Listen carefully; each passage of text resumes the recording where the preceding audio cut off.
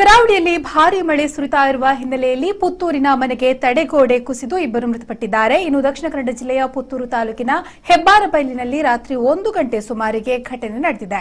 ಮನೆಯ ಹಿಂಭಾಗದ ಕೊಠಡಿಯಲ್ಲಿ ಮಲಗಿದ್ದ ಅಜ್ಜಿ ಪಾರ್ವತಿ ಮತ್ತು ಧನುಷ್ ಮೃತಪಟ್ಟಿದ್ದಾರೆ.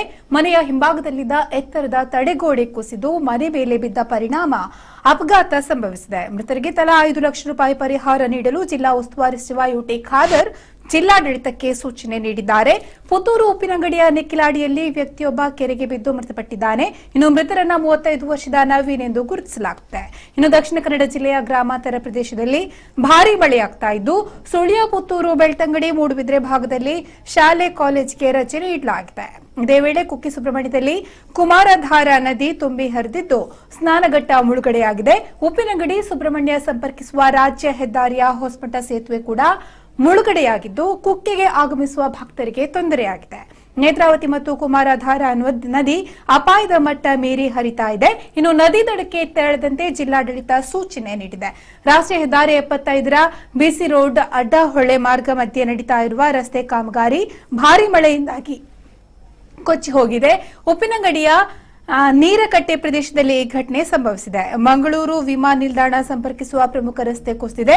ಮಳವೂರು ಸೇತುವೆ ಬಳಿ ರಸ್ತೆ ಕುಸಿದಿದೆ. ಮೂಡುಬಿದ್ರೆ ಸಮೀಪದ ಪೆರಿಂಜೆ ಬಡಕೋಡಿಯಲ್ಲಿ ಅಭಿಮಾನ್ ಬಸ್ ಒಂದು ರಸ್ತೆ ಮಧ್ಯ ಹೊಂಡಕ್ಕೆ ಸಿಲುಕಿಕೊಂಡ ಘಟನೆ ಕೂಡ ನಡೆದಿದೆ. ಇನ್ನು ದಕ್ಷಿಣ ಕನ್ನಡ ಜಿಲ್ಲೆಯಾದ್ಯಂತ ವಿಪರೀತ ಮಳೆಯಾಗ್ತಾ ಇರುವ ಹಿನ್ನೆಲೆಯಲ್ಲಿ ತುರ್ತು ಪರಿಹಾರ ಕ್ರಮಗಳನ್ನು ಕೈಗೊಳ್ಳಲು ಸಚಿವ K.S.Rao ಜಿಲ್ಲಾಡಳಿತಕ್ಕೆ ಸೂಚನೆ ನೀಡಿದ್ದಾರೆ. ಇನ್ನು ಇದಕ್ಕೆ ಬೇಕಾಗುವ ಸಕಲ ಸಿದ್ಧತೆಗಳನ್ನ ತ್ವರಿತವಾಗಿ ಮಾಡುವಂತೆ ಸೂಚನೆ ಕೂಡ ನೀಡಲಾಗಿದೆ. ಈ ಸಂಬಂಧ ಚರ್ಚಿಸಲು ಇಂದು ಜಿಲ್ಲಾಧಿಕಾರಿ ಕಚೇರಿಯಲ್ಲಿ ಅಧಿಕಾರಿಗಳ ಸಭೆಯನ್ನ ಕರೆಯಲಾಗಿದೆ.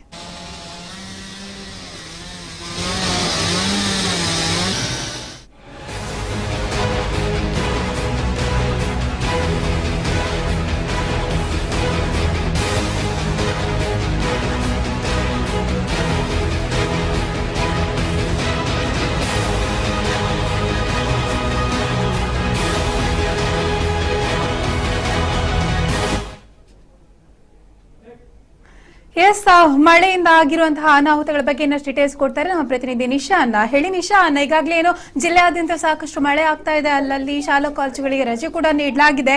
ಹೇಗಿದೆ ಮಳೆಯಿಂದ ಆಗಿರುವಂತಹ ಪರಿಣಾಮಗಳು, ಪರಿಸ್ಥಿತಿಗಳು? ಇಲ್ಲಿ ಈಗ ಕಳೆದ ವಾರಕ್ಕಿಂತ ಒಂದು ಮಳೆಯ ಪ್ರಮಾಣ ಜಾಸ್ತಿ ಆಗಿದೆ. ಅಂದ್ರೆ ಸುಮಾರು 5 ವರ್ಷಕ್ಕಿಂತ ಹಿಂದೆ ಒಂದು ಪ್ರಮಾಣ ಇತ್ತು. ಈಗ ಈ ವರ್ಷ ಅಷ್ಟು ಪ್ರಮಾಣದ ಒಂದು ಮಳೆ ಆಗ್ತಿದೆ. ಅಂದ್ರೆ ಒಂದು ಜಿಲ್ಲೆಯಾದ್ಯಂತ ಒಂದು ತಗ್ಗು ಪ್ರದೇಶಗಳು ಎಲ್ಲ ಜಲಾವೃತವಾಗ್ತಿದೆ. ಅಂದ್ರೆ ಅಪಾಯದ ಮಟ್ಟವನ್ನು ಮೀರ್ತಾ ಇದೆ. ನದಿಗಳೆಲ್ಲ ತುಂಬಿ ಹರಿಯುತ್ತಿದ್ದ ಅಪಾಯದ ಮಟ್ಟವನ್ನು ಮೀರ್ತಾ ಇದೆ. ಹಲವು ಕಡೆಗಳ ಹಾನಿ, ನಷ್ಟ ಇದೆ. ಮುಖ್ಯವಾಗಿ ರೈತರು ಒಂದು ತುಂಬಾ ಕೃಷಿ ಎಲ್ಲ ಹಾನಿಯಾಗಿದೆ. ಮತ್ತೆ ಅಲ್ಲದೆ ಒಂದು ಪುತ್ತೂರು ಸಮೀಪದ ಒಂದು ಗೋಡೆ ಕುಸಿದ ಒಂದು 3 ಜನ ಒಂದು ಮೃತಪಟ್ಟಿದ್ದಾರೆ. ಅವರಿಗೆ ಒಂದು ಜಿಲ್ಲಾಡಳಿತ ಒಂದು ತಲಾ 5 ಲಕ್ಷದ ಒಂದು ಪರಿಹಾರ ಒದಗಿಸ್ಬೇಕಂತ ಒಂದು ಕೇಳಿ ಬರ್ತಾರೆ. ಅಲ್ಲದೆ ಇನ್ನ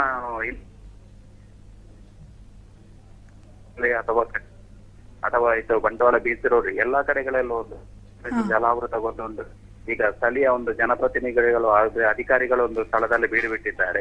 ಅಂದ್ರೆ ಒಂದು ಎಲ್ಲೂ ಅಪಾಯದ ಮಟ್ಟದಲ್ಲಿ ಯಾರು ಇದ್ದಾರೆ, ಯಾವ ಕುಟುಂಬಗಳು ಇರ್ತಾರೆ, ಅವರನ್ನೆಲ್ಲ ಸ್ಥಳಾಂತರಿಸುವ ಒಂದು ವ್ಯವಸ್ಥೆ ಒಂದು ಆಗ್ತಾ ಇದೆ ಹೆಚ್ಚಿನ ಎಲ್ಲಾ ಕಡೆಗಳಲ್ಲಿ. ಅಲ್ಲದೆ ಒಂದು ಜಿಲ್ಲಾಧಿಕಾರಿ ಅವರು ಈ ಒಂದು ಸಾಯಂಕಾಲ ಈ ಬಗ್ಗೆ ಒಂದು ತುರ್ತು ಸಭೆಯನ್ನು ಕರೆದಿದ್ದಾರೆ ಅಧಿಕಾರಿಗಳದ್ದು. ಅದರಲ್ಲಿ ಒಂದು ಮುನ್ನೆಚ್ಚರಿಕೆ ಕ್ರಮ ಯಾವುದನ್ನೆಲ್ಲ ವಹಿಸ್ಕೊಳ್ಬೇಕು, ಏನ್ ಮಾಡ್ಬೇಕಂತ ಒಂದು ತೀರ್ಮಾನಿಸಿದ್ದಾರೆ. ಓಕೆ, ಈಗ ನದಿ ಮಟ್ಟ ಹೆಚ್ಚಾಗಿರುವಂತದ್ದು, ನೀರಿನ ಹರಿವೆಲ್ಲ ಹೆಚ್ಚಾಗಿರುವಂತದ್ದು ಅಲ್ಲಲ್ಲಿ ಸುಬ್ರಹ್ಮಣ್ಯ ಇರ್ಬೋದು ಅಥವಾ ಬಂಟ್ವಾಳದಲ್ಲಿ ಕೂಡ ನಾವು ಕೇಳ್ತಾ ಇದ್ದೀವಿ. ಸೊ ಮುನ್ನೆಚ್ಚರಿಕಾ ಕ್ರಮವಾಗಿ ಯಾವ ರೀತಿಯ ಒಂದು ಅಲ್ಲಿ ಹೋಮ್ ಗಾರ್ಡ್ ಇರುವಂತದ್ದು ಅಥವಾ ಪೊಲೀಸ್ ಯಾವ ರೀತಿಯ ಒಂದು ಕಟ್ಟುನಿಟ್ಟಿನ ಕ್ರಮ ತಗೊಂಡಿದೆ ಅಲ್ಲಿ ಅಂತ? ಅಂದ್ರೆ ಅಧಿಕಾರಿಗಳು ಮುಖ್ಯವಾಗಿ ಒಂದು ಜಿಲ್ಲಾಧಿಕಾರಿಗಳು, ತಹಸೀಲ್ದಾರ್ ಅಥವಾ ವಿಎಗಳಿಗೆ ಎಲ್ಲಾ ಕಡೆಗಳಲ್ಲಿ ಸೂಚಿಸಿದ್ದಾರೆ. ಈಗ ಒಂದು ಎಲ್ಲೆಲ್ಲಿ ಅಪಾಯದ ಮಟ್ಟ ಇದೆ ಅವರನ್ನೆಲ್ಲ ತುರ್ತು ಆಗಿ ಸ್ಥಳಾಂತರಿಸಬೇಕಂದ್ರ ಅಗತ್ಯವಿದ್ದಲ್ಲಿ ಎಲ್ಲೆಲ್ಲ ದಂಡಿಸಿ ನಿರ್ಮಿಸ.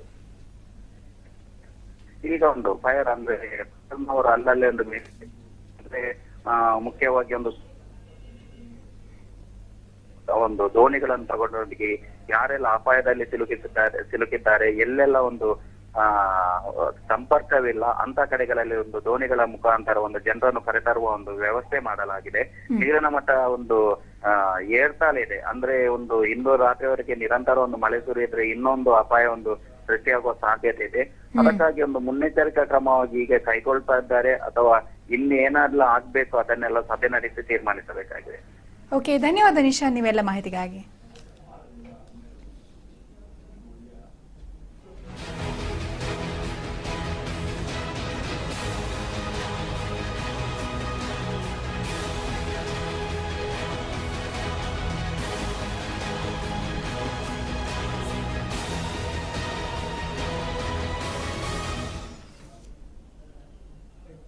ಈ ಬಾರಿ